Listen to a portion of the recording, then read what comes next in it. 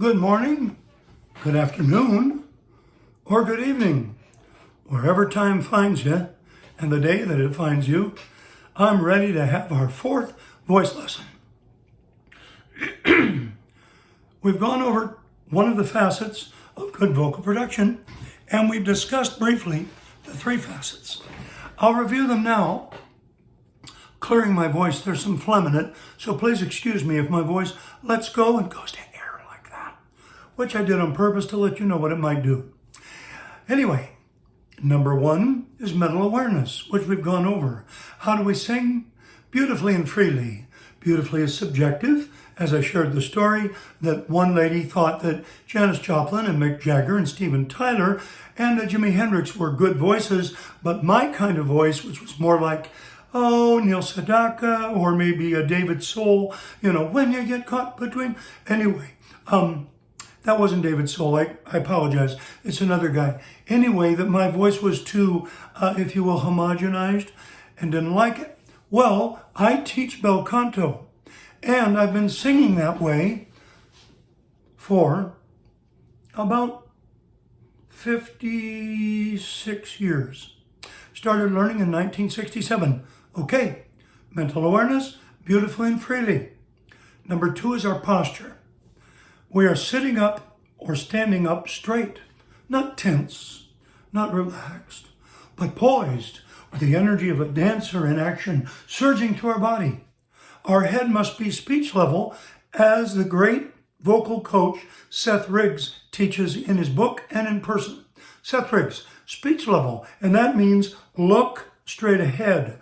Don't let your head tip like this while looking straight ahead and letting your eyes adjust. No. Head level. There should be a nice natural position. Larynx, the little bump, the front of the epiglottis, should be in its natural position. How do we determine that? We put our finger, pointer finger, or index finger, sideways on top of the bump. Then we gulp 3 times. Where that returns is where it should stay. Now, when you're going up and down and speaking different words, it will stay in that position as far as the bump's depth, the indentation, kind of like this. But it may raise a bit and tilt slightly, but it doesn't go in, it doesn't go out. So, posture. Rib cage is next as we're sitting up straight, neither tense nor relaxed, but poised. Our shoulders are loose and the arms hang loosely about them. But the rib cage now is lifted, energized like a dancer in action, and expanded. 2 reasons we do that.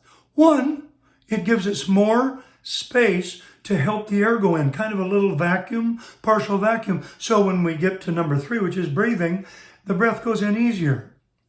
Number 2, it increases our resonance potential because all pitches have lengths of frequency.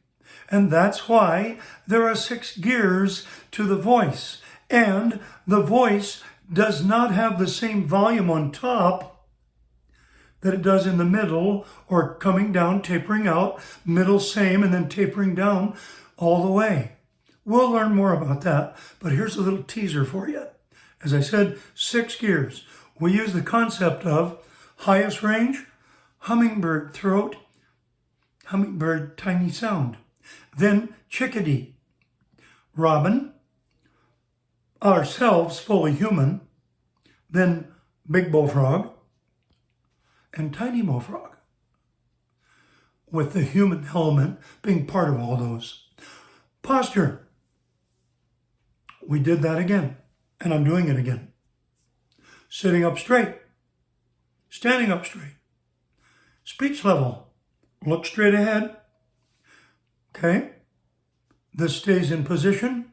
Go up 3 times to determine where it stays. And if you need to keep it there, because the next thing we're going to do, of course, is we're going to try to hoot when we get to that next level. We'll do a little bit of that today. Just a little bit, though. So, now we have our posture. We want to make sure that you understand the posture. We sit up straight. We stand up straight. Doesn't mean we're tense straight, like a soldier at attention. No. Neither are we relaxed, like someone sitting up but not really putting much energy into it. No, it's we sit up or stand up straight with our energy being a dancer in action's energy surging through our bodies. Speech level, as Seth Riggs would say. And here's a couple of tips. Incorrect production, which most people don't do today, the mouth doesn't open much wider than natural gravity would open it. Thus, maybe a little. And remember this, if you haven't studied my video, The Cave Theory, here's a little kind of a summarization. Sounds are amplified by the size of the cave inside our head and then bringing all the resonance that's in our whole body as we make a vibration, a pitch, which is a vibration with the bands. The frequency length goes everywhere. And there's a little more to that than I've just said. And I'll explain that too. But it goes everywhere. And then we bring it to a point. Now, why do we say that we should have lips kind of like the bell of a trumpet? Well, how did they get the idea for the bell of a trumpet, the bell of a clarinet, bell of a saxophone, and so on and so on? Well, before the instruments, there were voices. And one voice would go like this. Ah. And they thought, well, that's okay. I don't know if I like that much. Then they saw somebody and heard somebody going like this. Ah. Well, that looks terrible, and it didn't sound very good. And then they heard someone go like this. Ah. They said, pound the end of the instrument out like that man or woman's lips, kind of like a little trumpet.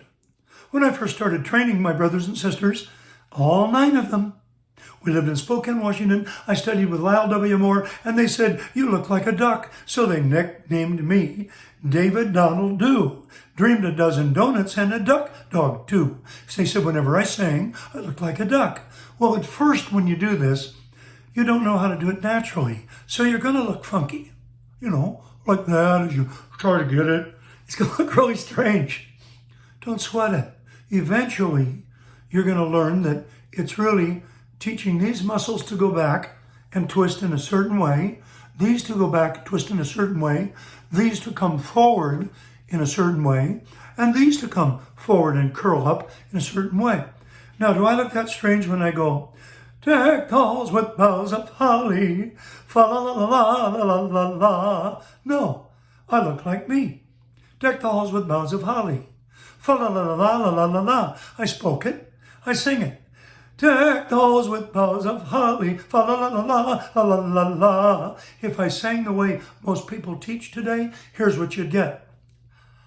Deck the halls with boughs of holly, fa la la la la la la la.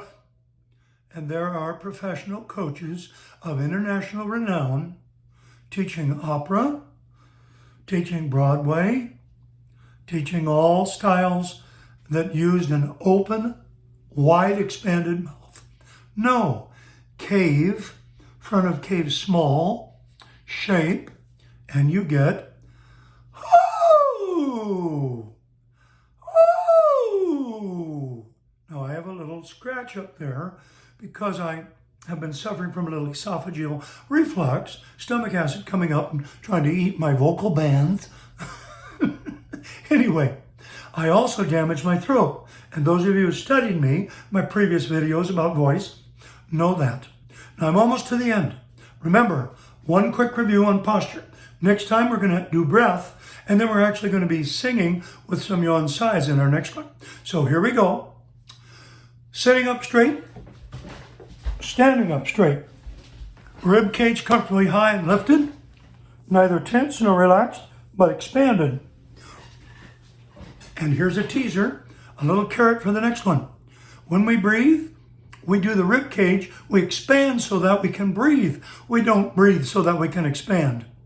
I will be seeing you on the next video. Bye-bye.